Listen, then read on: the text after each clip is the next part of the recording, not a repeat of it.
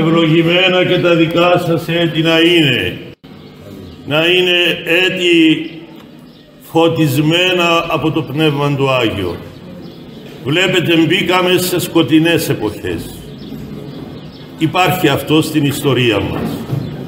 Πότε εναλλάσσεται το φως με το σκότος.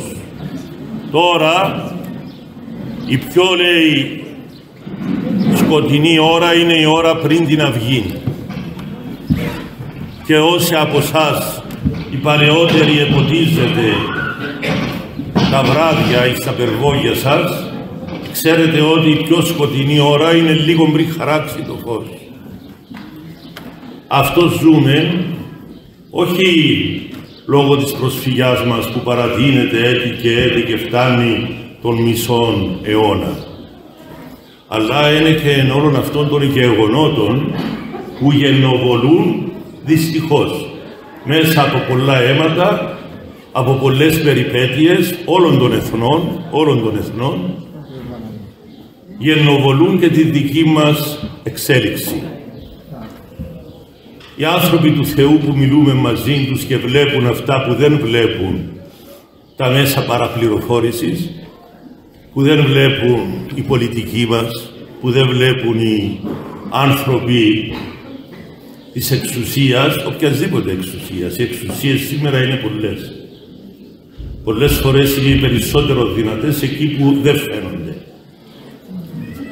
Μας λένε οι άνθρωποι λοιπόν που βλέπουν ότι για την Κύπρο, και οφείλω να το πω σε εσάς οι μορφίτες, γιατί είστε πονεμένοι άνθρωποι πολλά χρόνια και εσείς και τα παιδιά σας.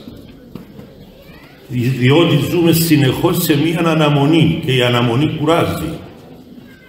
Αλλά όταν η αναμονή γίνεται με υπομονή και προσευχή, ξεκουράζει. Το πρόβλημα το δικό μας είναι να βρούμε αυτά τα δύο. Μαζί με την αναμονή της ελευθερίας που πρέπει να έχουμε στην καρδιά μας, όσα χρόνια και να περνούν, διότι αυτή είναι η προοπτική της Κύπρου. Να επανενωθεί, όπως μου έκαμε μια Αγία γυναίκα, όταν πήγα να τη δω, την Αγία Γερόντισσα Γαλακτία στην Κρήτη, που τώρα έχει κοιμηθεί, έχει 1 χρόνο και έχει γεμίσει τον τόπο θαύματα, μου λέει, «Δεσπότη μου, έτσι θα γίνει, το νησί σας ήταν έτσι μου». Και μου δείξε τα δυο της χέρια ενωμένα και το χωρίσανε, μου λέει. Όπως το χωρίσανε, θα τα φέρει έτσι ο Θεός, όχι οι άνθρωποι, όχι τα σχέδια των ανθρώπων. Και μου άνοιξε έτσι τα ακροδάχτυλά της και έτσι μου λέει θα επανενωθεί. Χωρίς πόλεμο, μου λέει. Θα γίνεται φοβερός πόλεμος, μου λέει, αλλού, αλλά όχι στην Κύπρο.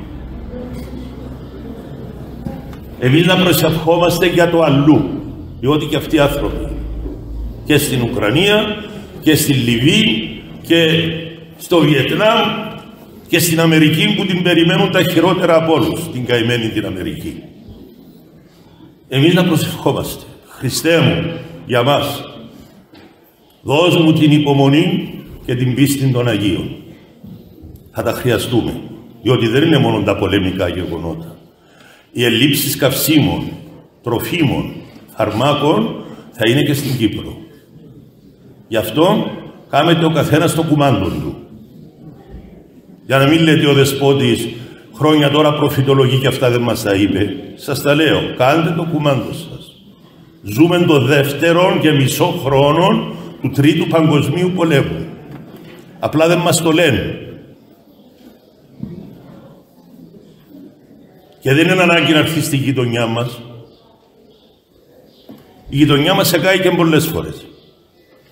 Γι' αυτό σας παρακαλώ, μπορεί εμείς να μην έχουμε πολεμικά γεγονότα, κάτι μικροεπισόδια, εμείς να έχουμε στο τέλος αυτής της παγκόσμιας αναστάτωσης και περιπέτειας και του 3ου Παγκοσμίου Πολέμου επανένωση και ελευθερία όλου του νησιού. Γιατί, για ποιον λόγο, γιατί θα τα χαλάσουν οι Ρώσοι με τους Τούρκους και ό,τι έκαναν της Ουκρανίας θα κάνουν 10 φορές χειρότερα της Τουρκίας. Αυτός είναι ο λόγος. Δεν είναι μαγικά που θα γίνουν αυτά τα πράγματα. Όποιος τα πιστεύει. Εγώ είμαι επίσκοπός σας, οφείλω την πίστη μου και την εμπειρία μου να την μοιράζομαι μαζί σας. Όσοι θέλει, ο πίσω μου έρθει. Αυτά να τα έχετε κατά νου. Σας παρακαλώ, δεν είναι μόνο να εφοδιάσουμε τα ψυγεία μας και τα κελάρια μας. Αυτά, εάν δεν μάθουμε να τα μοιράζουμε με αυτούς που δεν έχουν, δεν θα κρατήσουν για πολύ. Το μυστικό είναι να μάθεις να μοιράζεσαι. Τα τρόφιμα σου, τα φάρμακα σου, την ψυχή σου, την παρηγορία σου, την αγάπη σου, τη συμπαράσταση σου, ιδιαίτερα στους αδυνάμους. Και κάτι τελευταίο που μας άφησε σαν πρίκα, ο τελευταίος Άγιος που αγιοκατάταξε το Πατριαρχείο των Οικουμενικών. Είναι ένας κριτικός ιερέας, ιερομόναχος, που ήταν και ο εξομολόγος μου όταν ήμουν φοιτητής, ο Γέρο Ευμένιος, μαθητής του Αγίου Νικηφόρου. Ανάμεσα στα πολλά που μου έλεγε, και τώρα γέμισα το διαδίκτυο και τα λέω για να ωφεληθούμε όλοι, ήταν το εξής. Θέλεις, μου λέει, διάκο, όπως είσαστε τώρα εσείς διάκο, ήμουν και εγώ κάποτε. Θέλεις, διάκο, να δεις αν είσαι στον δρόμο του Θεού? Ούτε από τα μεγάλα κηρύγματα θα το καταλάβεις, ούτε από τους μεγάλους σταυρούς. Από τις νηστείες νηστεύει και ο σατανάς. Δεν τρώει τίποτε. Θα το καταλάβεις, μου είπε, από δύο πράγματα. Θα εξετάσεις την καρδιά σου. Συγχωράς εύκολα αυτούς που σε πικράναν και σε αδικήσαν και τους εχθρούς σου. Ας συγχωράς εύκολα και σύντομα, τότε είσαι στο δρόμο των Αγίων. Το δεύτερο μου λέει, και δεν έχει τρίτο, να κοιτάξεις πώς είναι η υπομονή κάμνει στις θλίψεις και στις κατηγορίες και στις συκοφαντίες των ανθρώπων.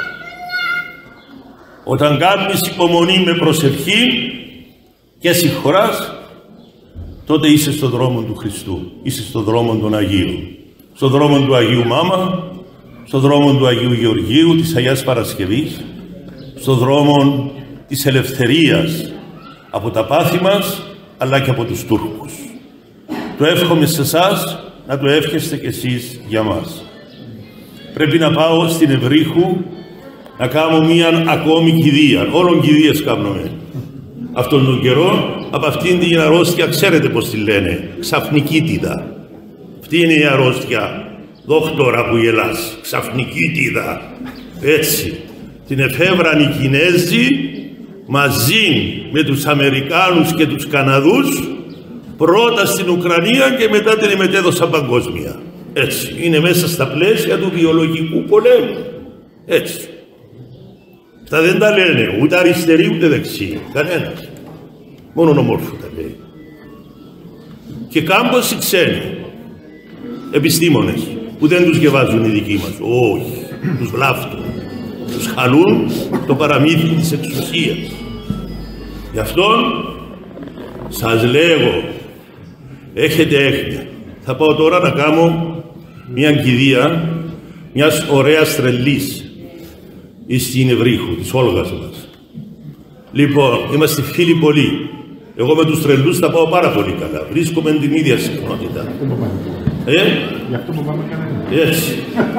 Λοιπόν, γι' αυτό και θα πάω στην κηδεία της.